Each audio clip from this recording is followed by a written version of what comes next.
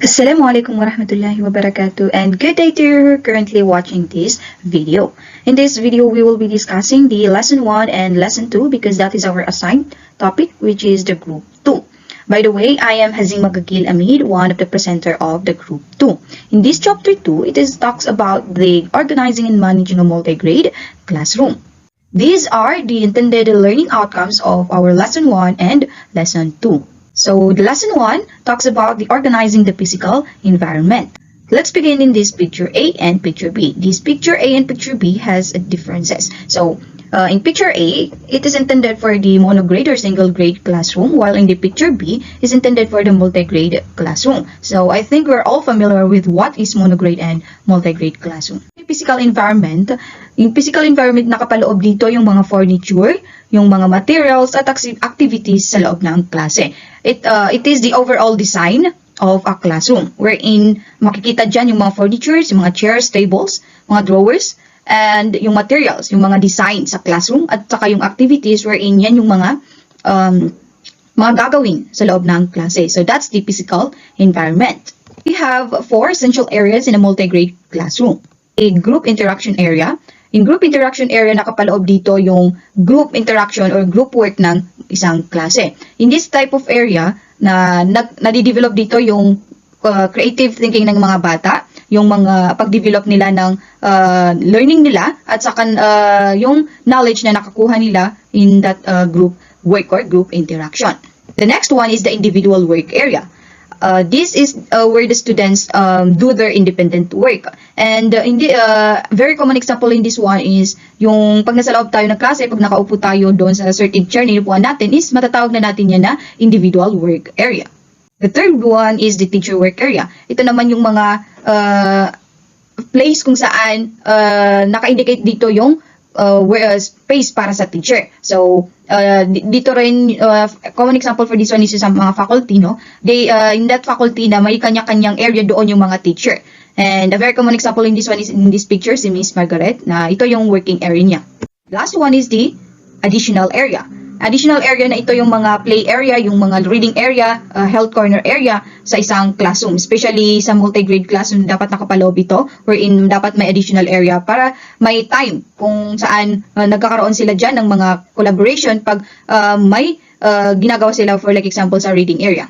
So let's move on to some general guidelines that may apply to the most multi-grade classroom according to HAL L 2002. The first one is when a teacher, since we are talking about multi-grade classroom, so when a teacher divide a certain activity or group activity for their or his or her learners, na she or him must consider the learner's age and size differences. When we say size differences is yung mga grade levels na meron sila. So in that way, malaman ng teacher kung saan naka-indicate yung ibibigay niya na activity sa mga learners na yon. Second one is allocate an area for teacher. So in this type of na dapat mag-provide din naman yung teacher ng mga area kung saan niya once na magbigay siya ng activities is she or he may control the certain resources na ibibigay niya sa mga learners niya. The second one is yung chairs, desks, and tables na pag binigyan mo sila ng group activity, na in that way na they are able to have this collaborative work in doing that certain group activity.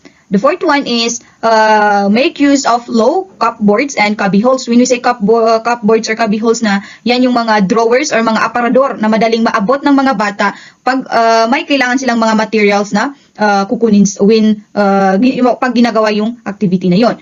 The fifth one is review your floor plan. Pag sinabi natin floor plan, yan yung layout ng isang classroom. And in that way, pag na-review mo yung floor plan, is makaka-avoid ka dyan ng mga disturbance or pag may activity, madali mo silang mapuntahan para less hassle na din yun sa'yo as a teacher na traffic pattern. Yung class traffic pattern na yung parang madali lang sa'yo na makadaan pag may tatanong sila sa'yo. And lastly is be ready to transform your classroom when needed. In floor plans, here are some examples of the classroom floor plans. Like what I've said kanina, floor plans, yan yung layout or pinapakita sa floor plan na ito yung layout or design ng isang classroom. Yung paano saan nakalagay yung mga chairs, yung mga working area ng mga students, yung students or yung teacher working area niya, at saka yung mga other areas na na-mention kanina.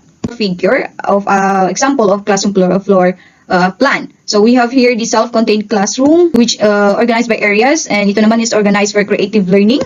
Classroom layout. And lastly, self-contained which organized by flexibility. So, main purpose ng floor plan na to is para mapakita dito yung layout ng isang classroom kung saan nakalagay yung mga areas, certain areas ng gamit or saka mga working area ng student at saka teacher. Now, let's move on to the lesson 2. Okay, Assalamualaikum warahmatullahi wabarakatuh. So, yung sa akin is about sa lesson 2, managing students' behavior. Okay, so we have a scenario here.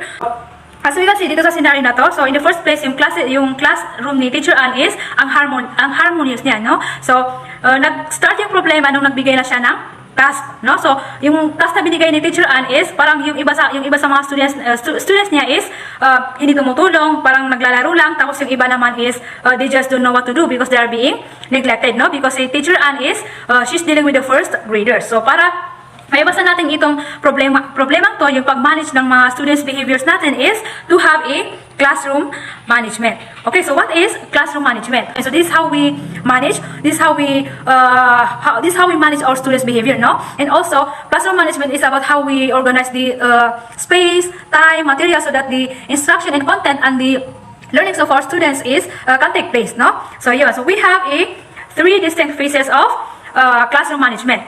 Okay, so number one is planning before school begins. Okay, so before the school year starts, the teacher visualizes life in the classroom. So, how learners are going to behave in the classroom.